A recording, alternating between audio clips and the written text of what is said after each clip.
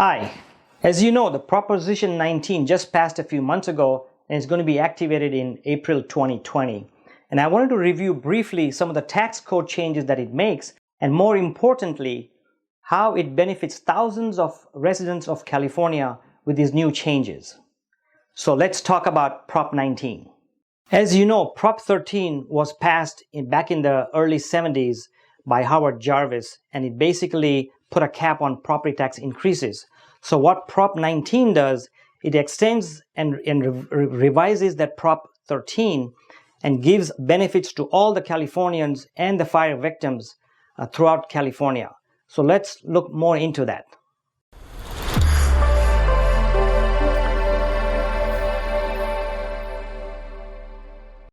So what the Prop 19 will do is it will provide property tax relief for people who are over 55, allowing them to purchase a new home, at the same time keep paying the property tax that they paid on the older home. So if I bought a home years ago and if I'm paying $3,000 a year on property taxes, and if I buy a house right now using Prop 19, much higher value house, I still keep my property tax to $3,000, which I'm carrying as long as I'm over 55. And it also extends this not only to people in California over 55 years old, but to all the victims of disaster like fire or floods. So it's a great revision, and I hope a lot of people can benefit from it. The other benefit of Prop 19 is, as you may know, previously, if I sold a house, I'm in Anaheim Hills in Orange County. If I sold a house in Orange County, I had restrictions on which counties I could move. We were limited to Riverside County and San Bernardino County and Los Angeles counties. Now what the revision does for Prop 19 is I can take my property base to any county in California. So that's a big relief. The other difference that Property 19 makes is that before, if I sold a house, let's say for $600, I could only buy a certain home at a certain price range. I could not go over or below a certain price range.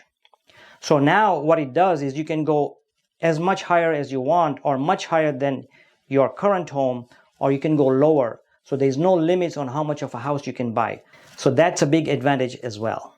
And finally, these property tax values or your base can be transferred more than once, up to 3 times, where prior it was only 1 time. So that's another revision that Prop 19 provides to us Californians.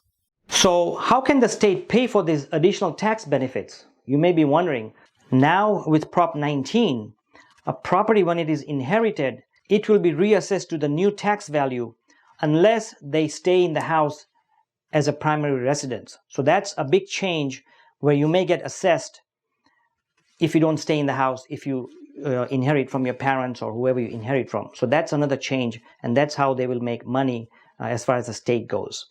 So by the way, if you are considering a change or need some information on property tax or Prop 19 or how the transfer tax applies, feel free to comment below or ask me a question. I'm Mike Patel with First Team Real Estate in Anaheim Hills. I'll be glad to answer any of your questions or send you more material or resources.